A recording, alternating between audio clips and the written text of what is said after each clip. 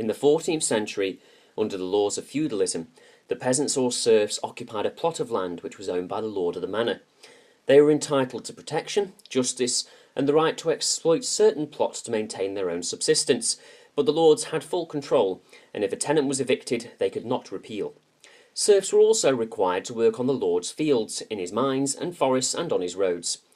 The decline of serfdom is often attributed to the Black Death, but a number of other factors also played a major role. In 1349, on the advice of the landowning classes, King Edward III passed the Ordinance of Labourers, fixing wages at pre-plague levels. These were then enforced with ruthless efficiency over the following decades and caused huge public resentment, a major contributing factor to the Peasants' Revolt of 1381. The rebellion was eventually suppressed, but it had already produced irreversible social change. The rise in wages that was attributed to the end of the Black Death meant that many local lords looked for different ways of making a profit. They soon realised that they could make more money from keeping sheep for their wool than they could from keeping peasants on their lands. The peasants may have conducted milling and other aspects of farming, but it was far more profitable to hire just a few shepherds in order for them to look after the large flocks, sometimes several thousand strong. This meant that large areas of land ended up being enclosed and the peasants turfed off the land. In the next few centuries, over 3,000 medieval settlements would end up being deserted. One such settlement lies behind me now. Only a few ghostly earthworks remind us that the village of Smerrill was once here. The Grange building still survives, having been converted into a modern farm, the only reminder of what was once a proud community. The earthworks of Smerrill represent a series of farmsteads and outbuildings, and many more can be seen throughout the Peak District. On Ordnance Survey maps you may have noticed the italic term strip lynchets. This refers to the long banks and ditches which are the remains of the medieval ploughed field systems. Serfdom would eventually be replaced by another form of feudalism, copyhold. First recorded in 1483, the tenant held land from the lord of the manor with a title deed. The privileges granted and the exact service he was to render were described in full within the deed. The specific rights and duties of copyholders varied greatly from one manor to another, and many were established by custom, though generally they laid out the rights to use various resources of the land, such as wood and pasture. Many people are surprised to find that copyhold continued until 1922. As well as the lords of the land, vast swathes of the English countryside were managed by the great religious houses. Although Henry VIII would eventually dissolve all the monasteries, priories and abbeys of England, for many centuries they were at the heart of the people's landscape. The first true monastic community was set up in France by Saint Benedict in AD 529. He created a social group defined by its isolation from the outside world and dedicated to a life of prayer. All monks following the Benedictine order had 3 vows which had to be obeyed: poverty, chastity, and obedience. By following all 3, the monks were protected from the deceits of the world.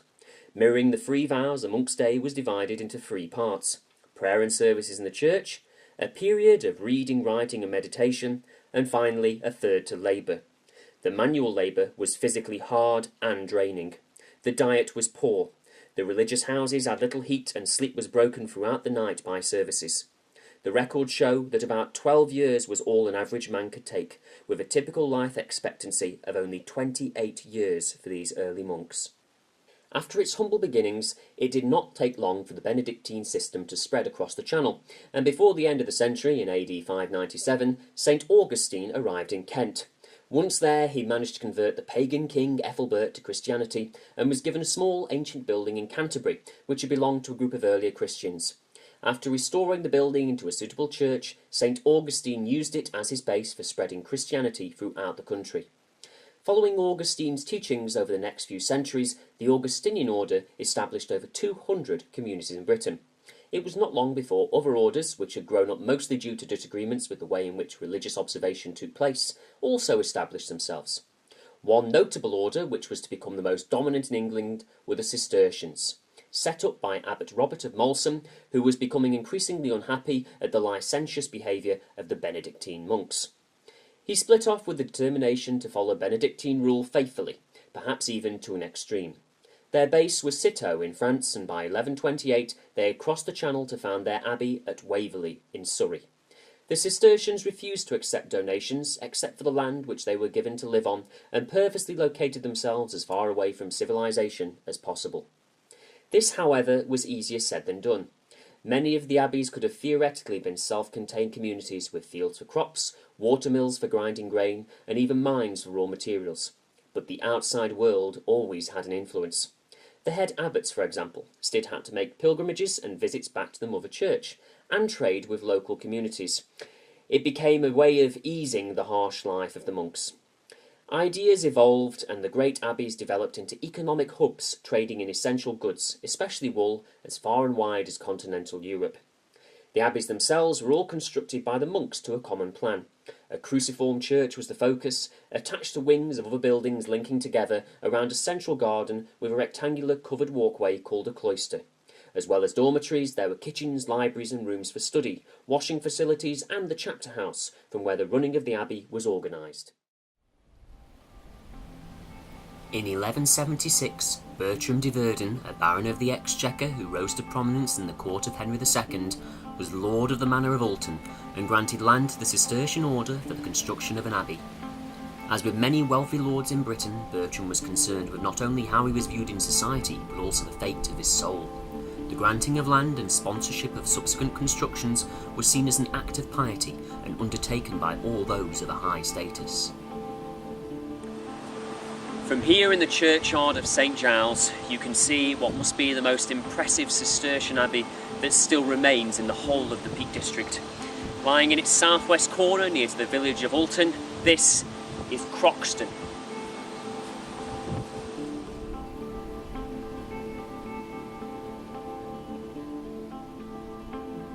In 1179, the monks began construction on the Abbey of the Vale of St Mary of Croxton, finally being dedicated in 1253. The first view of the abbey is often the imposing west front of the cruciform church, standing to almost full height.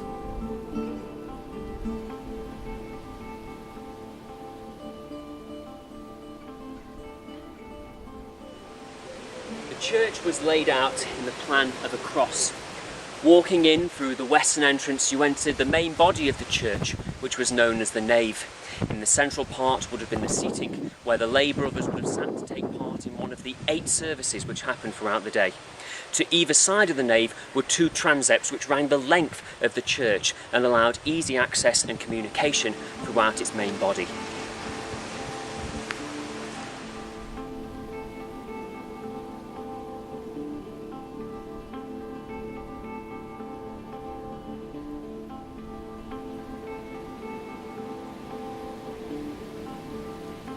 Croxton's church was more elaborate than many in the area, being modelled on the Mother Church and designed to a full length of 240 feet.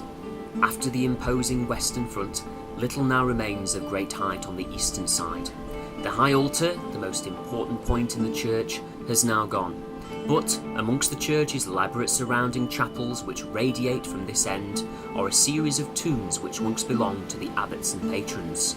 Quite a morbid sight.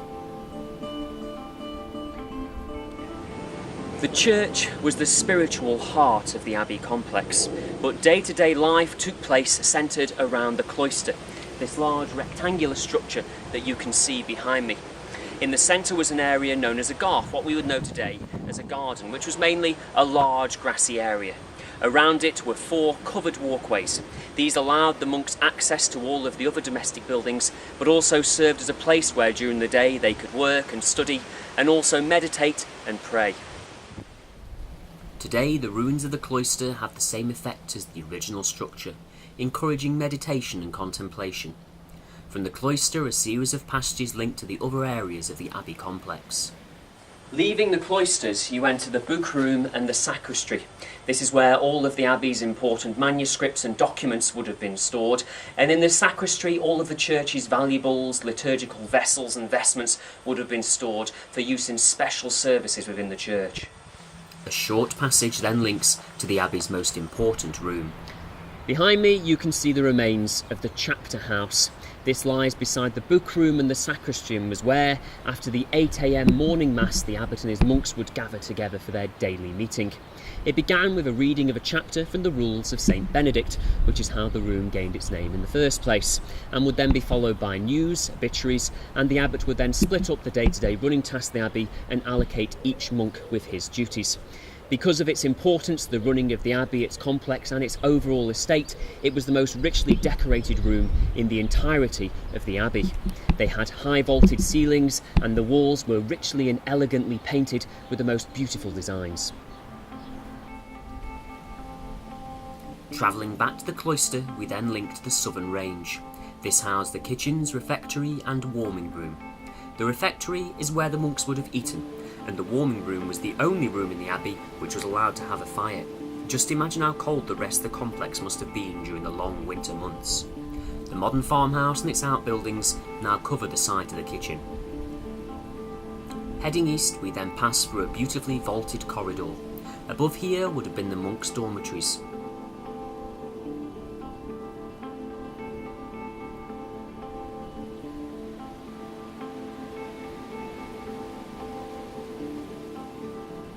We then travelled to a very interestingly planned part of the site.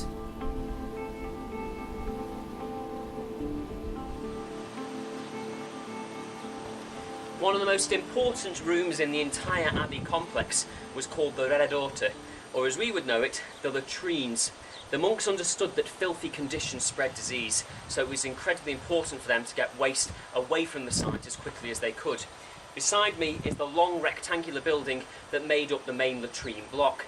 Inside would have been a series of hollowed out stone seats, and the excrement would have fell directly into the drains below. They didn't have to watch each other do it either. They were separated by a series of wooden partitions.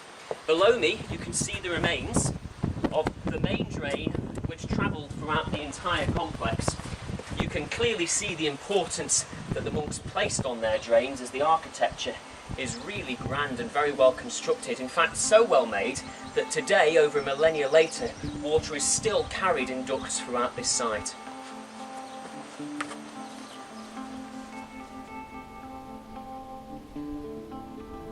Towards the extremity of the complex, we reach two separate buildings. The first is the abbot's lodging. Originally, the abbot would have slept in the dormitory with the rest of the community, but with the order's increasing wealth, the abbot soon moved out. Abbot Shepshed constructed Croxton's lodging house between 1335 and 1336. It was impressively designed and would have housed the abbot, his servants, and provided guest accommodation. A far cry from the stipulated 12th century laws set down by the order. Beside me are the fragmentary ruins of the infirmary. This was a self-contained part of the abbey complex, not joined to the main buildings, and it could function perfectly well on its own. It had its own refectory, chapel and kitchen, and not only looked after members of the abbey itself and the monks, but also the lay community. This would have been one place where they would have treated victims of the Black Death.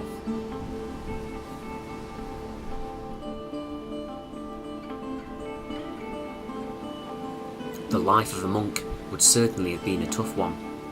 The site now has a mystical quality given its ruinous condition, but visiting a cathedral would give you much the same impression as medieval people would have garnered visiting the site as it was.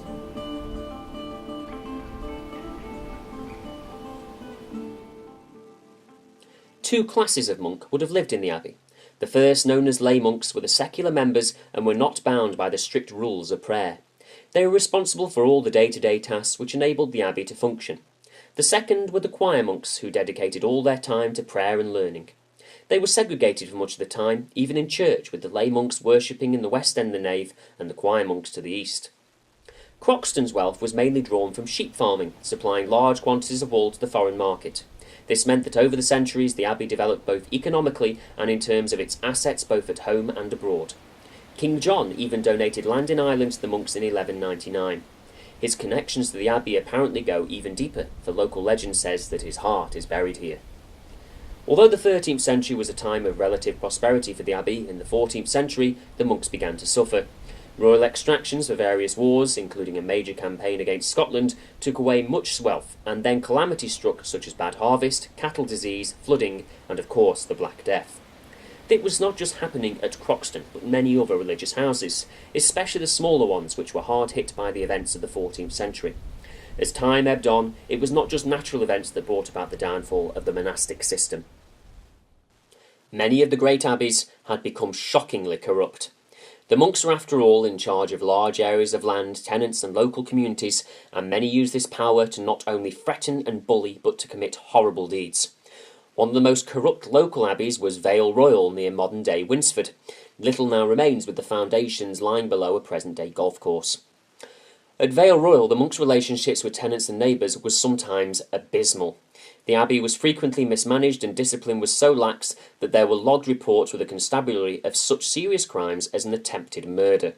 The abbot, Henry Arrowsmith, a man with a reputation for lawlessness who was said to have committed rape, was hacked to death in 1437 by a group of men led by the vicar of the nearby village of Over, all seeking revenge. The harsh oppression of the monks meant that local people responded not just with the help of the law, but also with mob violence. They rose in arms against the abbey several times and even killed an abbot. During these instances, the monks could not rely on the local gentry, having a number of ongoing feuds with prominent local families, some also ending in large-scale violence. The international governing body of the Cistercian order, who, in 1455, ordered senior abbots to investigate the abbey, described Vale Royal as damnable and sinister. But it was not corruption or natural disasters that saw an end to monasticism in the landscape. It was finally down to Henry VIII, who saw the monasteries as the cornerstone of papal authority in England. After introducing various pieces of legislation in the 1530s designed to end the Pope's authority, the religious houses became the focal point for the king's attack.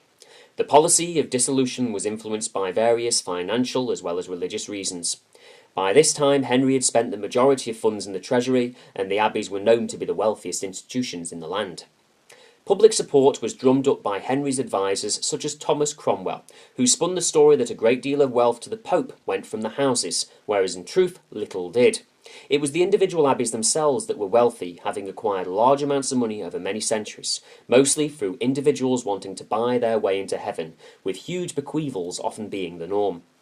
Cromwell was vice-regent responsible for the church, and under Henry's guidance initiated the Valor Ecclesiasticus, a study examining the wealth and property of all religious houses in England and Wales. He also sent representatives to check on standards within the houses and to report back to the king. Reviews were universally negative, as Cromwell wanted, with many of the houses complaining about excessive bullying tactics used by the investigators. In 1536, Parliament passed an act that any monastery with an income of less than £200 would be dissolved and their property passed to the Crown. The smaller houses could do little about this, but it was not all plain sailing. In the north, the local people did not support Henry's policy of dissolution. They had spent generations living and working with the monks, who offered the spiritual enlightenment, education, robust trade, medical care, and above all, stability. In Yorkshire, the events led to one of the most serious of all Tudor rebellions. The Pilgrimage of Grace took place in autumn 1536, when a band of over 9,000 men led by Roger Aske entered and occupied York. The king's new tenants were driven out and the expelled monks and nuns returned to their religious houses. However, this did not last long, and Henry quickly suppressed the uprising. Once order was restored, he showed no mercy. The head of each religious house thought to be involved was declared a traitor and executed. Their houses and assets were seized. Even though most of the religious houses in the north had now been disbanded, many rich and powerful monasteries remained in the south. Henry understood that these would be more difficult to dismantle, and no new acts were passed. Instead, Henry took to their removal in a piecemeal way. Commissioners sent by Cromwell visited each house with an ultimatum of surrender or face the wrath of the king. The familiar phrase, "If you love the king," was uttered along with warnings about what happened to those disloyal during the Pilgrimage of Grace. Monks who did not comply were usually framed, and smaller acts were passed to ease the task. By 1540, practically all religious houses had been dissolved. It had taken just 4 years. Croxton fell into the bracket of a smaller house and should have been closed in 1536, but they were wealthy enough to pay a £100 fine and cling on for a while. However, their end was near. By 1540, practically all religious houses in the country had been dissolved. Croxton, falling into the bracket of a smaller religious house, should have closed in 1536, but being relatively wealthy, the monks managed to piece together a fine of £100 and stay open in the intervening years. However, their end was near. On the 17th of September 1538 came one last knock at the great door of Croxton Abbey. Cromwell had sent two of his commissioners, William Cavendish and Thomas Lee, and they obtained an unequivocal surrender from the abbot and the 12 remaining monks. Soon after, all of the precious metals, the gold and silver, were collected, melted down, and returned to the king. The surviving masonry and woodwork was robbed by many of the locals for use in their own building constructions.